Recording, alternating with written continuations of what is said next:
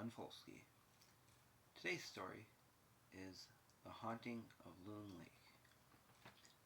Tessa Nels, her brother Taryn's girlfriend Victoria Shep, and Tessa's best friend Maxwell Hauser were all amateur ghost hunters.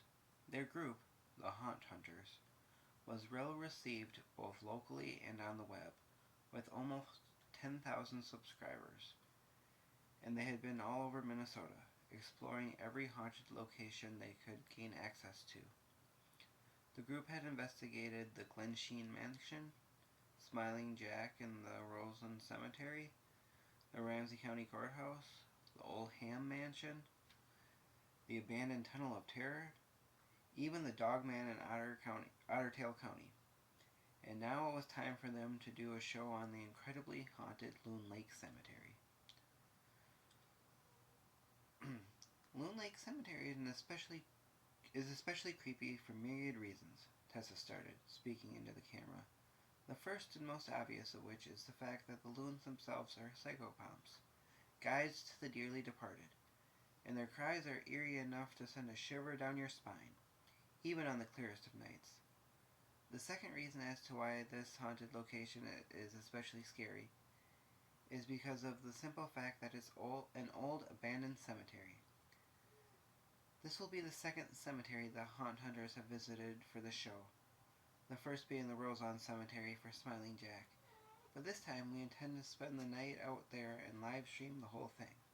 Now, the third and most important thing that makes this place truly terrifying is a tragic event that occurred here back in 1880.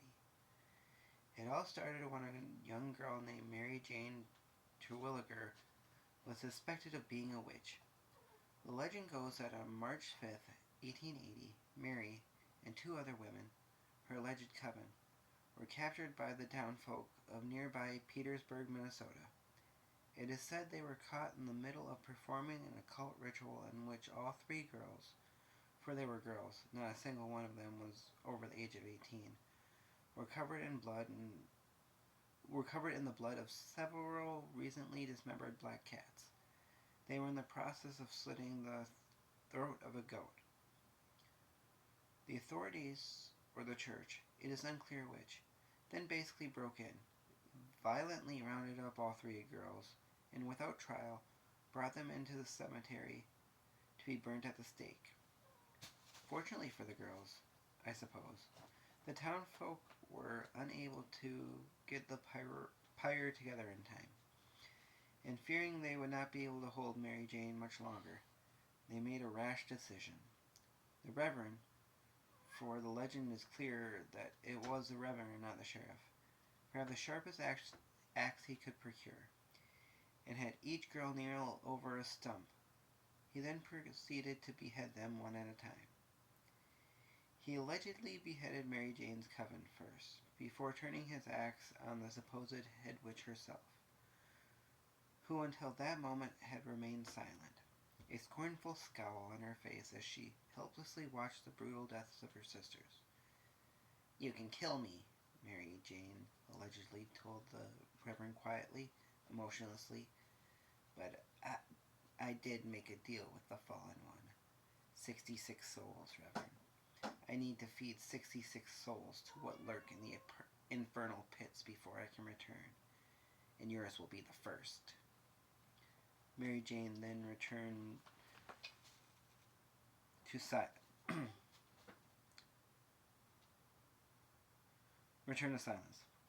When the Reverend attempted to behead her, she refused to be turned around.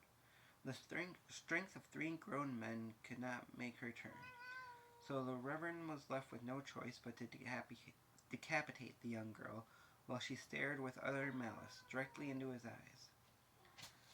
The rest of the legend states that Mary Jane's head rolled away from her body, but her eyes never left those of the Reverend.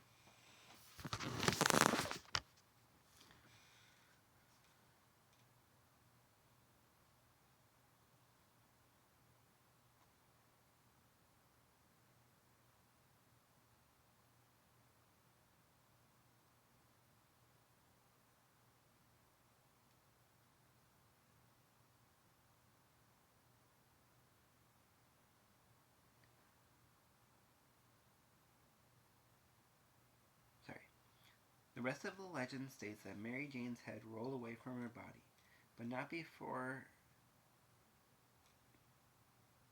But her eyes never left those of the Reverend.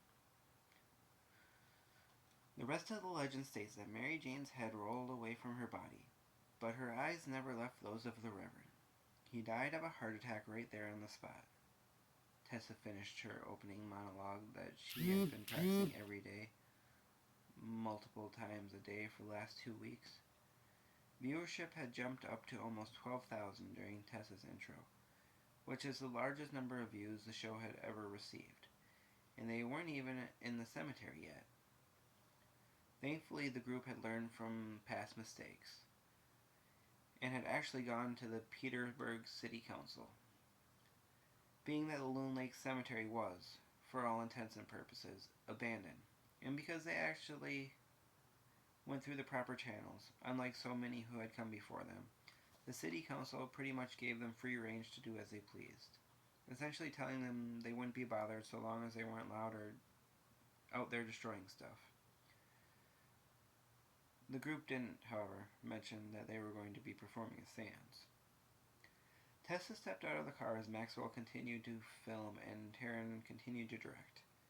Victoria was mostly on lighting and sometimes sound, but she was also acting as a gopher for the rest of them.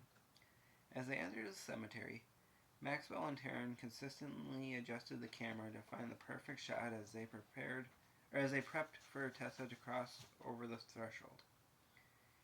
It was a slow start, with Tessa basically making small comments on the spookiest looking tombstones, or questioning where the decapitations could have taken place, hoping to create a spooky atmosphere and ambience, but knowing that things couldn't be truly scary until it was full dark. Right now, it was only mid-dusk. The show kept viewers for a while.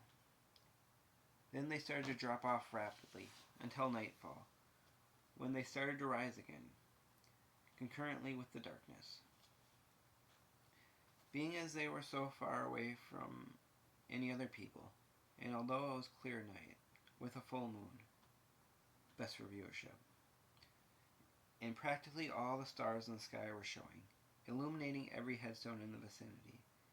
It was an utterly strange experience. They could see all around them clearly, but the night also made them feel completely isolated, like the stars were small teeth, and the night sky had swallowed every one up in its gaping maw.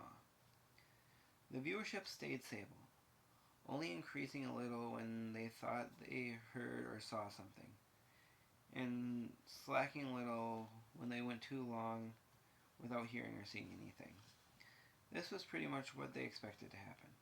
Around 11 o'clock, after they had done a walkthrough, exploring most of the cemetery for the viewers, they returned to the spot Taryn and Maxwell had earlier deemed the spookiest locale in the whole cemetery. It was a secluded area on a slight hillock, near a small round patch of blackened grass that looked like it had been burnt. Tessa had the spur-of-the-moment idea to tell the audience that it was the spot where Mary Jane's head had landed, and the grass hadn't grown since. Viewership began to steadily increase as it grew closer to midnight, as Taryn and Victoria started to set up for the seance, the projected highlight of the show. At 11:58 p.m., the haunt hunters all stood around a collapsible table they had brought from the car, holding hands with the camera on a tripod recording their every movement. At 11:59 p.m., Tessa Nell spoke the words, Mary Jane Terwilliger, we request your presence. Please make contact here tonight. We know you were wronged. We are sorry. We want to apologize. We just want to hear your side of the story. At exactly 12 o'clock a.m., nothing happened. At 12:01 a.m., the blurry image of a girl appeared briefly in the frame for just a moment, before the camera cut out completely, abruptly ending the haunt hunter's live feed and leaving many viewers frustrated, terrified, or both. Tessa was the first to see the spectral girl, and to see through her as well. She broke the connection and stumbled away from the table as everyone else turned to see what she was looking at. Even if they hadn't been in a cemetery, even if it hadn't been midnight and the girl hadn't been dirty and semi-translucent, the expression Mary Jane Terwilliger wore on her face was one of pure lunacy. If seen in the wild, her eyes alone could have made the bravest of men tremble. Taryn and Maxwell, both scared out of their wits, still managed to make sure the girls were behind them as the ghastly figures approached, floating leisurely toward them. Floating leisurely towards them, her downward pointed toes inches off the ground. "Run!" Taryn yelled at the girls as he lunged toward the oncoming menace. The figure grabbed him by the throat before he could attack, and when Maxwell went to help with a haymaker, he was grabbed by a second woman, just as ethereal as the first. Tessa and Victoria turned in unison and burst away from the scene. Tessa had been a sprinter in high school, and unfortunately for Victoria, it showed. Victoria was grabbed by a third, horrid, ghostly figure as Tessa continued to run on into the night, watching as the ghost of Mary Jane Terwilliger began to rip her brother's skin from his body in long, wet, thick strips. Tessa continued to run as she witnessed a look of unfathomable fear in both Maxwell and Victoria's eyes as the other two witches began to deflesh most of the remaining haunt hunters. Victoria reached out to Tessa as her face was torn away from her in her skull, mid-plea, exposing eyeballs suddenly loose in their sockets and revealing a lipless row of teeth. Tessa couldn't help but burst into tears. Unfortunately, because she was looking backward and not forward, Tessa ran into and literally flipped over a tombstone, instantly knocking the wind out of herself and sending a shooting pain up her spine. Tessa could hear wild cackling encroaching upon her, however, and even though she couldn't breathe, she knew she had to get up. She had to keep going. Tessa forced herself into a breathless, stumbling jog as she advanced further into the graveyard, not daring to look back as she expected that at any minute one of the witch's gnarled hands would grasp her up off her feet and drag her into the darkness. It wasn't until she started to physically gag, when her lungs felt like she was inhaling embers, that Tessa finally had to stop. She had to pause to catch her breath against the statue of the Virgin Mary. Thankfully, she could no longer hear the mad cackling following behind her. Tessa then actually did throw up, and was about to finish on with her escape when she looked up and screamed. Surrounding Tessa in every direction were myriad phantoms and specters, all dressed in their archaic death garments, and all with covetous grimaces upon their abhorrent visages. Tessa could feel their yearning, their jealousy for that which they could never again obtain. Their catharsis for life. The spirits all floated inches off the ground as they slowly encroached, staring at Tessa with ravenous expectation. Tessa wet herself as she ran, screaming and crying in the direction of the cemetery's front gate. She made it over half the distance, and for a moment, Tessa thought she hoped she was going to make it all the way out. But just when the entrance was in sight, she felt cold, earth-dampened hands close around her ankles, tripping her to the ground before the same wet, brackish hands clasped around her wrists. Tessa struggled towards safety, but was instead weighed down by countless dead as she plunged into an odious, voracious darkness, into the demented, sadistic cackling and callous, inhuman embrace of malevolent pandemonium. The end. And again, that story was called The Haunting of Loon Lake. I am Count Von Folsky. Until next time.